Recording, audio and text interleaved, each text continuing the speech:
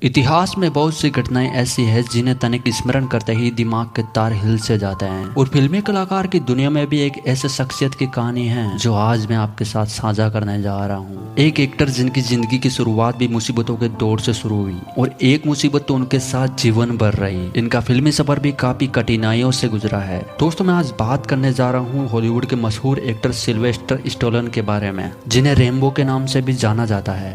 दोस्तों, रैम्बो का जन्म 6 जुलाई 1946 को न्यूयॉर्क में हुआ था। इनके जन्म से ही मुसीबतों का साया इन पे मंडराया हुआ था। शायद इसी कारण इनकी डिलीवरी में कॉम्प्लिकेशंस के चलते इनके चेहरे का एक हिस्सा पैरालाइज्ड हो गया और इनके लिए ये एक श्राप से कम नहीं था। इनके पिता फ्रांसिस्को स्टैलोन जो कि एक मशहूर हेयर ड्रेसर थे और इनकी मां जैकलिन स्टैलोन जो कि एक एस्ट्रोलॉजर और डांसर रही है। इन्होंने जब से होश संभाला था तब से ही इनके माता पिता के बीच झगड़ा ही देखा। इसी कारण जब ये 5 साल के हुए तो इनके माता पिता अलग हो गए और ये पिता के साथ रहने लगे। इनका बचपन काफी तनावपूर्ण बीत रहा था और इसी बीच इनके स्कूली जीवन में भी कम कठिनाइयां नहीं थी। इनको इनके अलग चेहरे के कारण बच्चे काफी चिढ़ाते थे और इस कारण ये कभी कभी गुस्से में आके बच्चों को पीट भी देते थे और इस वजह से स्कूल से भी कभी कभी इन्हें बाहर कर दिया जाता था। इस प्रकार इसी तनावपूर्ण माहौल में इनकी जिंदगी की गाड़ी चल रही थी जिसमें ना ही कोई नौकरी ना ही पैसा। हालत मानो एकदम पतली सी हो गई थी और इसी बीच उन्हें घर से और निकाल दिया गया, जिस कारण अब उनके रहने का भी कोई ठिकाना नहीं रहा था। इस कारण 3 हफ्ते बस स्टैंड पर सोकर गुजारे थे। इनकी बॉडी अच्छी थी, इस कारण इनको सॉफ्ट पोर्नोग्राफी में काम करने के लिए $200 का ऑफर आया। और दोस्तों, इनकी हालत इतनी खराब थी कि वो तुरंत इसके लिए राजी हो गए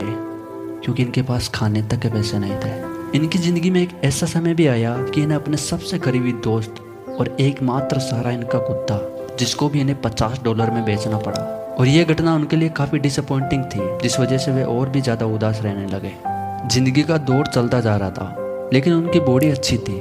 उनके मन में फिल्मों में काम करने का ख्याल आया और अच्छी बॉडी की वजह से उन्हें फिल्मों में छोटे मोटे रोल मिलने भी लगे थे। लेकिन उनकी चेष्टा थी कि वो लीड एक्टर के बतौर फिल्म में काम करे। लेकिन उनके सामने मुसीबत यही थी, उनका पैरालाइज्ड चेहरा और भारी आवाज, जिस वजह से केवल एक्टिंग आने के कारण ही लीड रोल नहीं मिल सकता था। लेकिन कहता है ना, भगवान जब भी देता है छप्पड़ फाड़ के देते हैं। इनकी जिंदगी में भी एक ऐसा दिन आया था जो कि इनकी तकदीर को पूरी तरह से बदल के रख देने वाला था। दोस्तों, स्टैलोन 1975 में एक दिन मशहूर बॉक्सर मोहम्मद अली और चूक वेनपर के बीच हो रहे बॉक्सिंग मैच को देख रहे थे। इस मैच ने स्टैलोन की जिंदगी बदल के रख दी थी क्योंकि यही वो मैच था जिस वजह से रैम्बो की छवि वाला शख्स आज हमारे सामने है। दरअसल इसी मैच से स्टैलोन के दिमाग में रॉकी फिल्म की स्क्रिप्ट आई और इस फिल्म में लीड रोल भी इन्हें ही निभाना था। इन्हें बस जरूरत थी तो एक प्रोड्यूसर की, जिनके लिए भी इन्हें दर दर की ठोकरें खानी पड़ी। इन्हें एक प्रोड्यूसर मिला भी था लेकिन वो किसी और एक्टर को लीड रोल देने की शर्त रख रहा था जो कि स्टैलोन को मंजूर नहीं हुई। और होती भी क्यों भाई, बंदे ने इतनी मेहनत जो की थी और वो प्रोड्यूसर की तलाश करते रहे। आखिरकार उन्हें एक प्रोड्यूसर मिल ही गया, लेकिन इनकी भी एक शर्त थी